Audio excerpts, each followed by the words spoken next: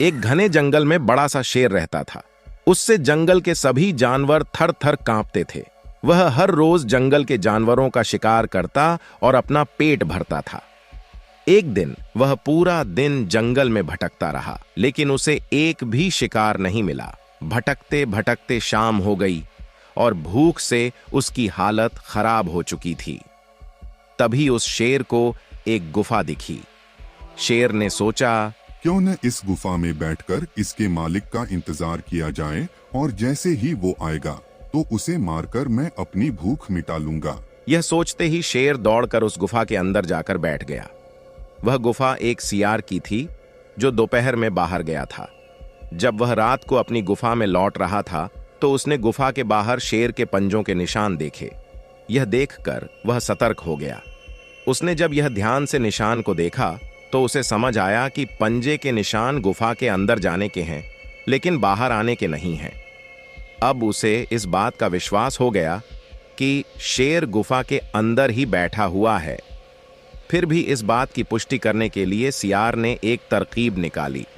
उसने गुफा के बाहर से ही आवाज लगाई, अरे ओ गुफा, क्या बात है, आज तुमने मुझे आवाज नहीं लगाई। रोज तुम पुकार कर बुलाती हो, लेकिन आज बड़ी चुप हो, ऐसा क्या हुआ है? अंदर बैठे शेर ने सोचा, हो सकता है यह गुफा रोज आवाज लगाकर इस सियार को बुलाती हो, लेकिन आज मेरे वजह से बोल नहीं रही है। कोई बात नहीं, आज मैं ही इसे पुकारता हूँ। यह सोचकर शेर ने जोर से आवाज लगाई, आ जाओ मेरे प्रिय मित्र सियार, अंदर आ जाओ। इस आवाज को सुनते ही सियार को पता चल गया कि शेर अंदर ही बैठा है।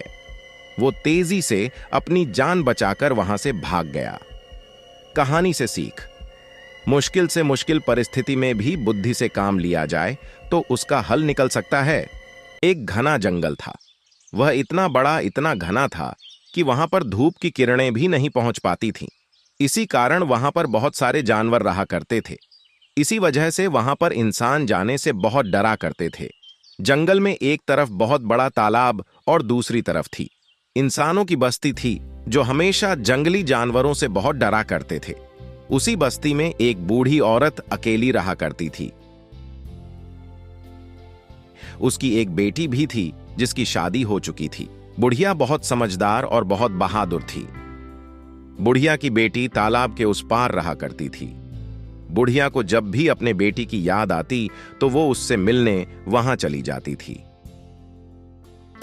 ऐसे ही एक दिन बुढ़िया को अपनी बेटी की बहुत याद आने लगी। उसने अपनी बेटी से मिलने को सोचा और अपने झोले में कुछ कपड़े और कुछ मिठाइयां लेकर चल दी जंगल की ओर। धीरे धीरे बुढ़िया बढ़ती चली गई। जंगल के अंदर अचानक सामने आ गया एक शेर। उसने जोर से धाड़ लगाई, कहां जा रही हो? मुझे बहुत भूख लगी है, आज तुम्हें खाकर अपनी भूख मिटाता हूं।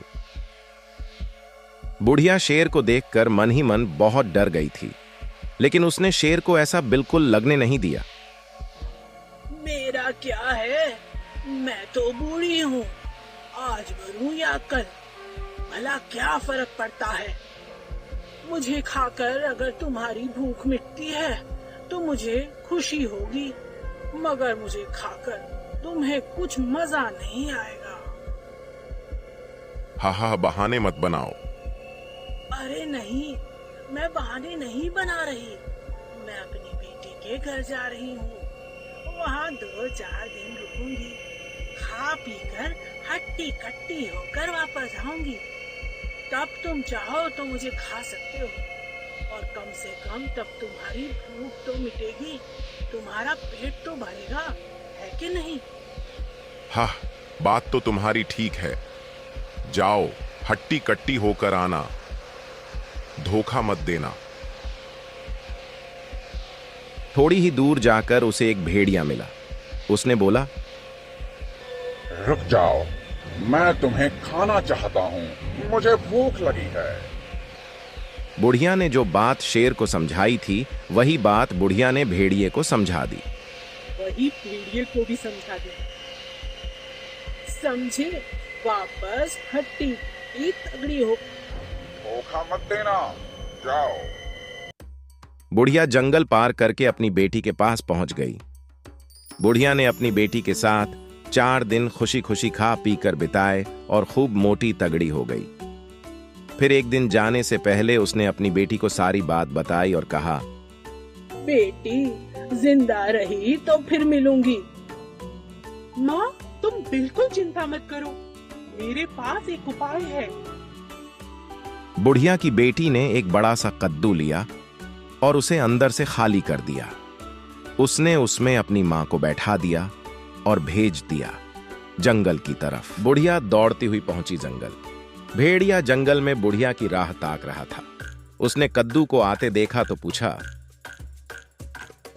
अरे ओ कद्दू, तूने बुढ़िया को कहीं देखा है? नहीं, नहीं देखा। कद्दू भागने लगा, तुनक तुनक। भेड़िया कद्दू का पीछा करने लगा। आगे चलकर उसे शेर मिला। शेर ने पूछा, कहाँ भाग रहे हो? शेर ने कद्दू को पकड़ा और बुढ़िया बाहर आ गई।